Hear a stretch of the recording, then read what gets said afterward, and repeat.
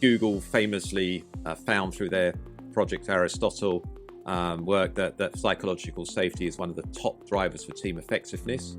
But as we increasingly work in hybridity, that there are less face-to-face encounters, as we've discussed. And you again combine forces with Amy Edmondson, probably the world's leading authority, or certainly the world's most recognized authority on psychological safety. And you talked about how that could reduce psychological safety. So why is hybridity hindering workplace psychological safety? Well, again, this was, as you rightly mentioned, this was an amazing opportunity to work with Amy, who, I was going to say happens to be one of my favorite people. Martine does as well. So I've been very, very lucky to do a lot of collaborating, and my collaborating is with people I really like, which makes my job much more enjoyable. I got to work with Amy on this piece around psychological safety, in part because it all came from a conversation where I was speaking with a leader of an organization who basically said, look, or it wasn't a lead, it was a senior manager in an organization. They said, I'm starting to get more and more pressure to come back in the office. And this was still as sort of in the middle late days of sort of COVID being very, very top of mind for people. And this person wasn't ready. And it's a personal choice. It was about family. It was about a number of other things. They said, look, I'm just not quite ready. Now, the pressure they were getting wasn't malicious. It was actually very kind. It was, we really miss you. We would love to see you in the office. We need what. So it was really hard to say, back off. But at the same time, they felt really torn. And I brought this to Amy, and we started talking about this, and we realized part of what has to be rethought a little bit, or at least expanded. And as you pointed out, Amy coined the term. She is the person when it comes to psychological safety. But most research on psychological safety has been focused on, really fundamentally embedded in the workplace. This has been saying, look, does my boss allow me to speak my mind? Or when I do speak my mind, am I at risk of something, a backlash that is going to be damaging to me in my career, et cetera, et cetera. What we recognized was, with hybrid environments, we now have a change in the space that we're working in.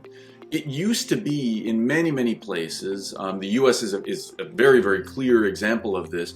There are certain things, there are many topics that are off limits as an employer. When you're in HR, you can't sit there and ask people about their personal their lifestyle choices in any way, shape, or form, about their background, about their current living situation. This stuff is off limits for very good reason, right? This is about safety and security, etc. The problem is, now, when we were working all in a physical office, that was fine because that stuff didn't happen in the workspace. Obviously, it had effects, always has effects, but they were easier to deal with. Now we have a new situation where a manager may have somebody who's working part-time in the office and part-time at home. Now that manager has to manage and coordinate, for example, the schedules across 8-10 people within their team. This is non-trivial. And there are a number of companies that have popped up to start helping companies build technology and are building technologies to help companies manage the logistical piece. But as a leader, I now have a new problem because I can't only look at what's going on in the office. Because if I'm trying to schedule David's time on a particular project and say, okay, you can work 3 days a week, then I also have to factor in the fact that David says, but I need one of my flex days to be Tuesdays because I have tutoring for my child, or I have an aging parent and I agreed to play backgammon with my aging parent every Thursday night. That's set. These may or may not be things that people are naturally wanting to share to their boss or their employer, but now suddenly they actually are part of the material conversation around how to schedule work.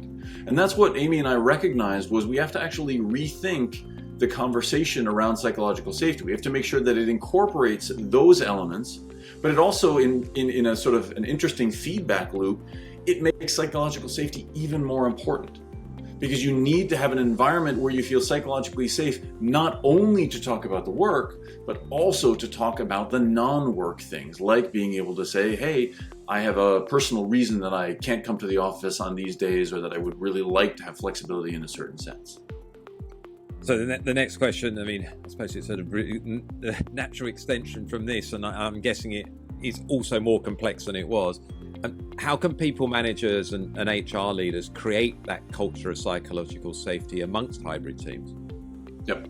So look, the first one, parallel to what I said before, right? You need to set the scene. You need to have a conversation. You need to talk about the importance of psychological safety and help people to recognize that it is in their best interests, right? It's not just, hey, I want psych safety because, look, the research shows we get more innovation, higher productivity, all sorts of nice organizational outcomes.